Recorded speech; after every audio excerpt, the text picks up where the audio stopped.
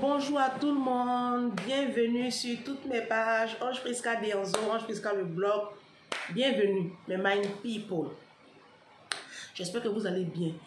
Vous savez quelle heure il est pendant que j'enregistre cette vidéo? Il est 4 h du matin ici à Paris. Moi je me réveille toutes les nuits de 3 h à 7 h du matin pour prier. C'est mon rituel.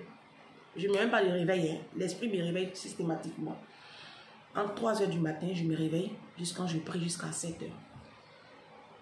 Et puis j'étais là tout à l'heure et puis l'esprit me dit, envoie ce message-là. Donc j'enregistre cette vidéo-là et vous l'aurez soit dans la journée du dimanche là, parce que nous sommes au dimanche matin là, soit lundi, je verrai si je vous envoie ça dans cette journée-là. Ou bien, hier je vous ai présenté mon entreprise. Je suis en train de mettre les dernières photos sur ma page Facebook, les mains en ordre traiteur. Donc, vous pouvez retourner, regarder. Il y a de nouvelles photos. J'ai fait un brunch il y a 10 jours, il y a 2 semaines là. Et donc, j'ai mis les photos là-bas. Je ne les ai pas mis. Je vous ai déjà dit que je ne maîtrise pas. Moi, les réseaux sociaux, là, je ne connais pas. J'ai fait un post sur Facebook. J'ai dit, je cherche du personnel. Je cherche des techniciens qui vont me faire des montages vidéo. Pour mes contenus TikTok, pour mes vidéos même, faire mes montages. Je cherche des cuisiniers professionnels pour mon entreprise. Je cherche du monde, mais des professionnels. Je ne cherche pas de la ribambelle. Vous connaissez ma rigueur, non? Très bien. Donc, ici en Ile-de-France, contactez-moi en inbox. On va s'entendre. D'accord? Bienvenue sur mes pages. Mettez le pouce, mettez les likes. On va aller droit au but.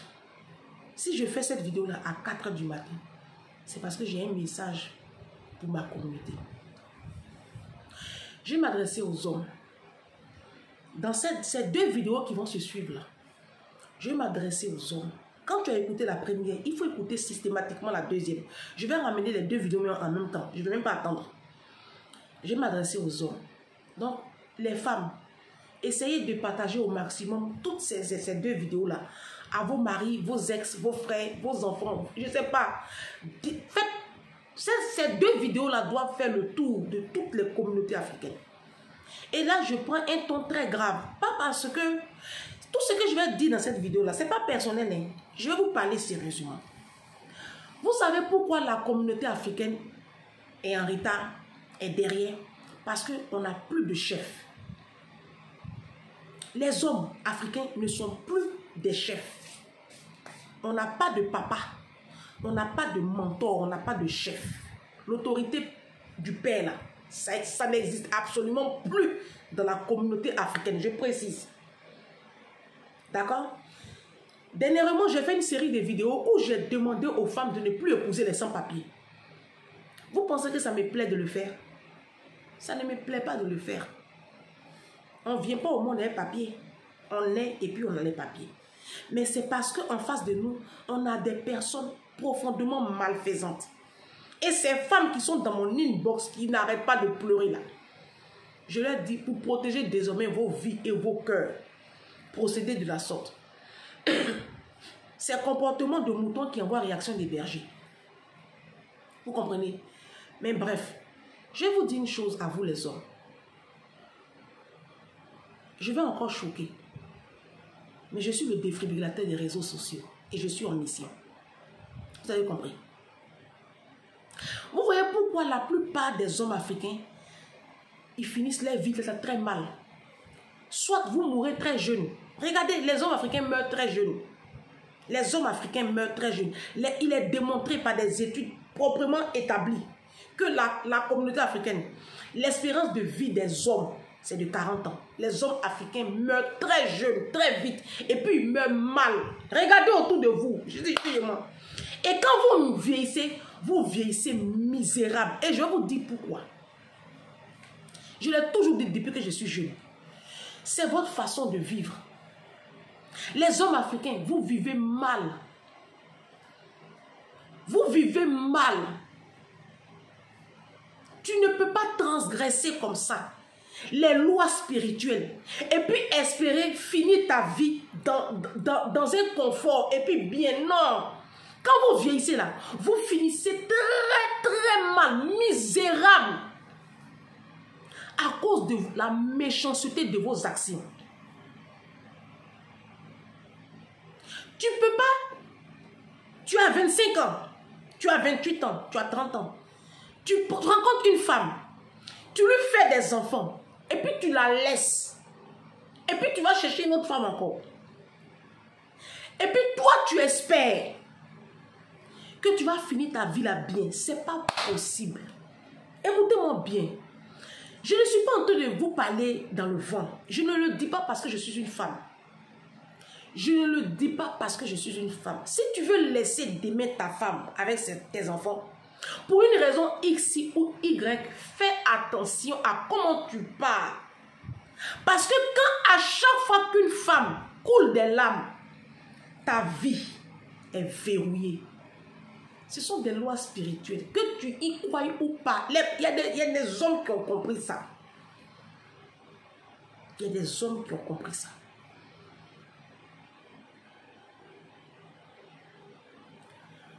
Je vais vous expliquer une chose. La communauté africaine va très mal aujourd'hui parce que les papas sont tous aux abonnés absents. En Afrique, il n'y a pas de papa. Dans les communautés africaines, il n'y a pas de papa. Souvent même, on a vécu sous le même toit. Mais on se dépasse dans les parties communes. Le papa n'a rien à foutre, quoi. Il est tout le temps parti. C'est nos mamans-là qui se sont toujours occupés de nous. Ce sont nos mamans. Je vais commencer ici à la diaspora. Quand vous venez ici à la diaspora, la plupart des hommes, nos papas là, ça fait 40 ans ils sont en France, 30 ans, 35 ans, 40 ans, 45 ans. Venez voir leur vie. Venez voir la vie de nos papas de la diaspora, en France, Belgique, Londres, comme ça déjà, Allemagne, États-Unis, Canada. Venez voir, ils ne peuvent pas rentrer. S'ils rentrent là, ils meurent. Parce qu'ils n'ont rien préparé là-bas. Là-bas, il n'y a pas de sécurité sociale. Ils ne peuvent pas rentrer. Ils ont de lourdes pathologies. Pourquoi? Parce qu'ils ont vécu dans le désordre toute leur vie. Vous êtes dans l'alcool, dans la cigarette et vous êtes dans le sexe. C'est le sexe qui vous détruit. Vous ne pouvez pas vous contenter d'une seule femme. La semence d'un homme. C'est dans la semence d'un homme que se trouvent toutes ces bénédictions. Donc, à chaque fois que tu déverses comme ça tes semences dans les femmes, tu dispatches toutes tes grâces, toutes tes bénédictions. Et tu restreins ton champ d'élévation. Ce que je dis là, ces paroles, je suis en train de vous parler. Regardez comment nos papas autour de nous, regardez leur vie. Vous les jeunes là, vous les hommes qui êtes... Mon frère, si tu écoutes ce message là, il faut m'écouter. Hier, je lisais sous mes posts de Facebook, j'ai vu un de mes abonnés que j'aime beaucoup, qui a écrit en bas, Ange, merci pour ce message, je vais remettre ma vie en ordre. Remettez votre vie en ordre. Parce que la vie que vous menez là, les probabilités pour que tu finisses pauvre, misérable, à 60 ans là, elles sont très grandes. Si encore tu atteins cet âge, tu ne peux pas vivre dans le vagabondage sexuel comme ça. Chaque 5 ans, toi, tu as une nouvelle femme. Et puis tu vas espérer vivre vieillir d'abord et auquel cas même finir correctement ta vie. Je vais vous dire une chose. Mon papa en 2019,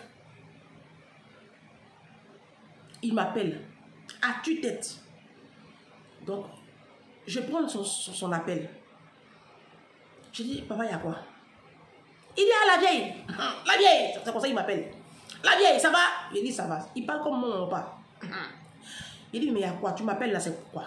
Il dit, oh, la vieille. Pardon, j'ai besoin d'argent. J'ai dit, tu as besoin d'argent comment? Papa, tu travailles, tu es une autorité de ce pays. Mon père travaillait dans l'éducation nationale, il était économe et puis il travaillait... ceux qui font les orientations là, des lycées, collèges là, il avait 2 postes. Mon père, il a travaillé à la Tour D au Plateau. Il a commencé comme instituteur dans les années 80 et puis après jusqu'en... Il a monté. En 86, ma mère s'est séparée d'avec mon père avec 4 enfants. On était 3 avec lui. Elle a fait 3 filles avec mon papa. Elle avait déjà un garçon d'une précédente union qu'elle a eu très jeune. Et donc ma mère part avec 4 enfants sous la main. D'accord, je vous passe les détails. Et puis monsieur ben, il vit sa vie comme s'il n'avait pas des enfants. Il vit sa vie comme s'il n'avait pas des enfants. En 2019, il m'appelle, il me demande de l'argent à tue-tête. Et puis, je le lui rappelle. Il me dit, oh, mais la vieille, faut arrêter ça. Ta maman, même si je me suis pas occupée de vous là. Hein? Mais ta maman, elle avait l'argent, elle s'occupait de vous, non? Parce que, j'ai dit, ah bon? Donc, parce que maman avait l'argent, toi, ton argent là, c'est de trop quoi? Ok, bref, je n'avais pas envie de me prendre la tête. On était en 2019. Moi, j'avais donné ma vie à Jésus en 2018 et j'avais fait la paix même avec mon pardon. Je n'avais pas envie de... J'ai dit, bon, tu veux combien? Ok. Je lui ai envoyé l'argent. Il me rappelle après encore. J'ai dit, oh, tu attends. Moi, j'ai une fille. Hein. Il dit, mais toi, au moins, tu es en France. Il dit, c'est toi qui m'as emmené en France. Tu sais comment j'ai fait pour être en France. Et puis, bref, on discutait comme ça. Et j'ai dit à mon papa, mais papa, tu vas à la retraite. Parce qu'il s'apprêtait à aller à la retraite. Donc, il dit qu'il a besoin d'argent pour commencer à construire sa maison. Je dis, papa, tu travailles depuis 1983. Depuis 84, il travaille, mon père. Tu ne peux pas me dire que c'est en 2018, 2019, là, tu vas construire une maison. Pour ta retraite, tu ne peux pas me dire ça. Il dit, mais ma fille, c'est compliqué. Il dit, mais ton argent là, c'est où? Papa, tu travailles, tu as 2 postes à la fonction publique en Côte d'Ivoire. Je sais à peu près combien tu gagnes, même si tu ne me dis pas. Parce que vous, non, papa, là, on ne connaît pas vos salaires. Mais moi, je sais. C'est où? Je lui demande à mon papa, c'est où? C'est pas notre école que tu as payé. Moi, j'étais au privé. Tu n'as pas payé mon école. Après mon bac, j'ai fait 3 années à l'université. Tu ne sais même pas que j'étais à l'université. Tu n'as pas payé mon école. Tu n'as pas payé mes études. C'est ma maman qui a tout payé. Depuis mon CP jusqu'en terminale, j'ai eu le bac. Sans compter que j'ai doublé j'ai repris la 3e et puis j'ai repris la terminale. Ah si, moi j'ai doublé la 3e et j'ai doublé la terminale. Si. Et pourtant, ça ne m'empêche pas d'être aujourd'hui devant vous. Donc quand vos enfants ont des difficultés, entre parenthèses, ça ne veut pas dire qu'ils sont nuls. Ça veut tout simplement dire qu'ils ont besoin d'un support, d'un peu de coup de pouce, quoi. Voilà, il n'y a pas d'enfants nuls. Aidez vos enfants à comprendre l'école, hein, les codes. Parce que même quand j'ai repris la terminale, j'étais première de ma classe avec 15 de moyenne, 14 et quelques de moyenne en terminale. Si, je vous parle. Torchon devient chose, hein. Torchon devient quelque chose, hein, sur la table des rois. Bref, je lui demande, mais papa, où est ton argent? Il dit, mais tu sais, au village, c'est moi qui m'occupe du village, tu sais que je suis l'autorité du village. C'est moi qui m'occupe de tout le monde au village, c'est moi qui fais tout ça, c'est moi qui fais les funérailles.